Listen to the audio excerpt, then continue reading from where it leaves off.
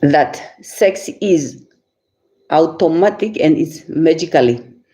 And everybody wants a good sex, but they don't know what to do for them to have a very, very, very good sex. So, hi, my name is Mekapadi, for those who see me for the first time.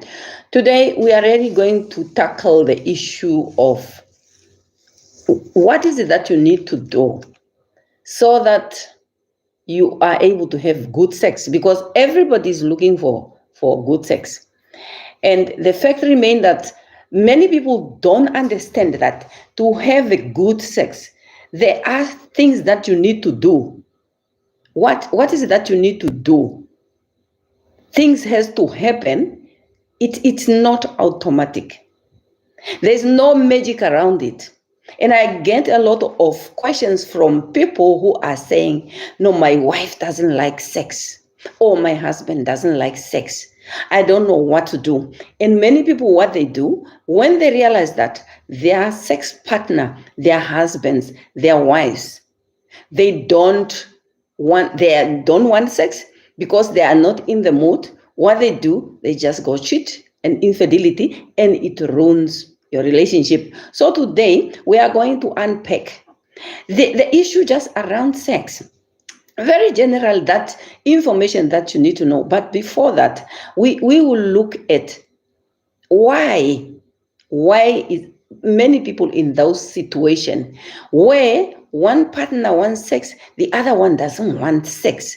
And sex is a very difficult situation. When every day I receive a lot of questions, and these questions is just around sex. Now, let's start about that. Why many people have bad sex? Because we were not allowed to talk about it. There is no sex education. So all of us, even that all of us are product of sex, all of us are coming from sex. We, the society, make it so difficult that we don't talk about it, because there is a stigma attached to it. And when you do it, you feel the shame. And that is also the issue of nowadays, there's a lot of wrong sex education where there is a lot of pornography, because people think the porn is a sex education. And later they just find out, no, even when you watch those porns, there is still that, I'm not in the mood, I don't want it. So the whole issue is that we don't have sex awareness. And when we get married, we thought, okay, now I am free to go and have sex. And you are so excited because you think it's just going to be like that. The time when you were, the time when you were just dating. And just after a while, you just realize, our sex life is not the same as before. Now, the issue is, if you really, the whole thing is that you also don't know why your partner refused. You don't know each other's sexual preferences. You don't know each other's sexual traumas. You don't know actually why your partner doesn't like sex. So, because there is a limited information, there's no awareness around the issue of sex. Because when a person is talking about sex, so many people just think that when we talk about sex, you only think of two things. And you only think of a vagina and a penis. And that's why we only know one type of sex. And you don't understand that sex is not just vagina and a penis. No. That's the only two organs that we know. Because sex starts where? The very first organ that you need to know is the brain. So we will talk about the brain in the other lessons. But because we are not allowed to talk about sex, so we only know that little about the penis and the vagina. There's no adult conversation around sex. You don't know who are you sexually. Who are you sexually? What do you like as a human being? What is it that you don't like? We also don't know our bodies. So tell me how many people know their sexual body. A woman will never look at her vagina. She doesn't even know it. Even when she take a bath, she doesn't take time to look at the whole physiology of her organ so that she familiarizes herself with that. And there is this also myth that women are also not allowed to use sex toys. Because how do you know your body if you are not using that? Because for you to have a better sex, you need to know your body first. You need to explore your body. How? That's the only time when take a mirror. And while you are taking a mirror, you can masturbate. So you play with your body, play with your vagina, check it. Because many women say they never reach orgasm. How do you reach orgasm if you don't know what is the process that you need to do so that you reach orgasm? So you have to explore it yourself. Because that's why many people have what we call less sex or under sex or whatever terminology it is. Because we don't spend time with our body. Because if a woman starts masturbating, then they think it's a sin. Or why do you do that? Because if you don't know where is the pleasure point, the husband will probably don't know. So in previous lessons, I talk about the pleasure part. Men don't know where to touch. But who is your teacher? The teacher should be the woman. Woman, you have to teach your men where you want to be touched. Where are the pleasure points? So you have to explore your body. Not only read about it, explore your body by touching it until you reach orgasm. Masturbate. Practice to touch yourself.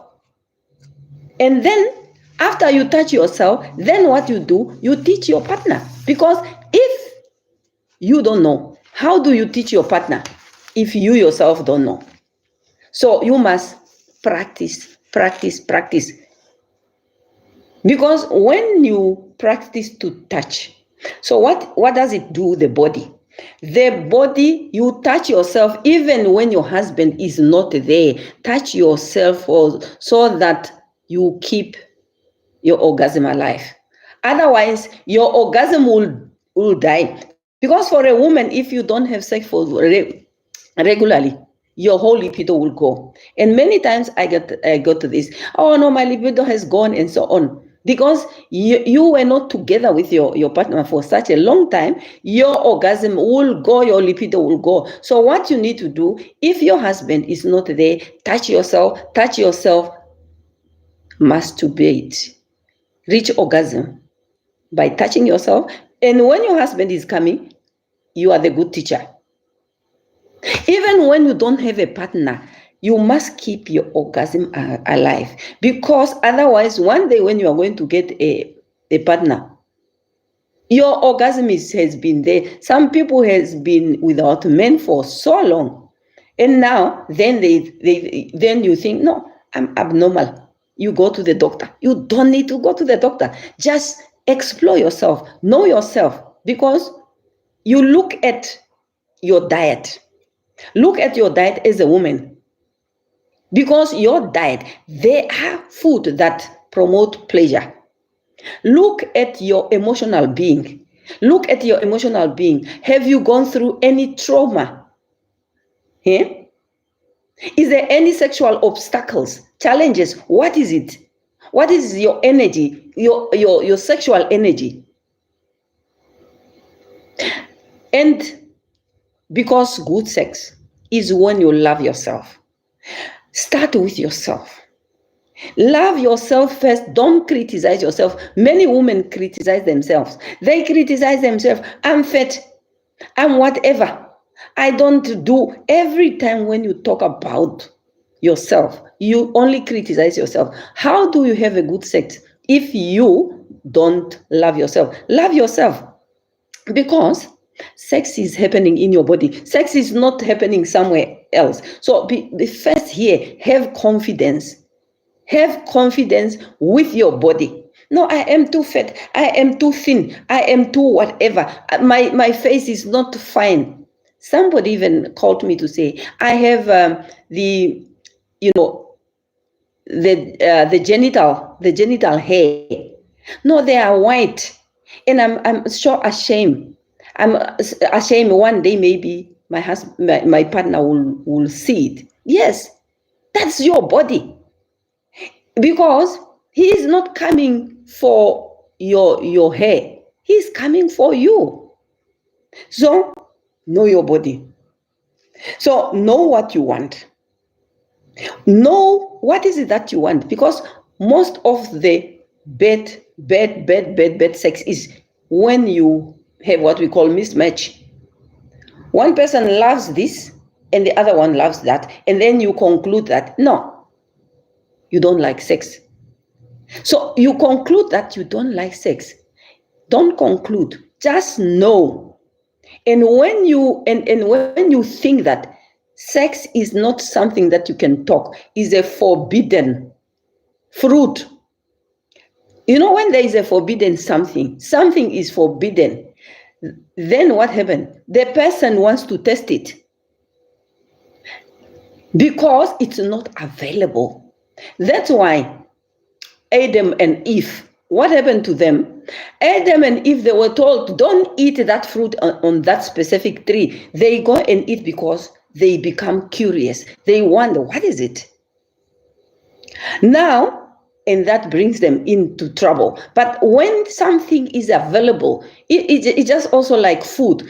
If you forbid the children to eat the food around, or you hide the food in the bedroom, they will go and steal it. That's why if we have good sex education, sex awareness, talking about it freely, then we have low crime, and we have also low, rape. Because people will not want to rape because they know sex is available.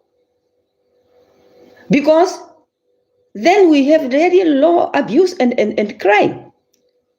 Because sex is not forbidden. And the wrong belief that sex is magically and automatic is not true. So you just stay frustrated. You don't want to stay frustrated. So what you need to do is take out that shame. Practice the two of you in the bedroom, not in the bedroom. Practice when you are just in the living room. You are sitting in the couch. Talk about it.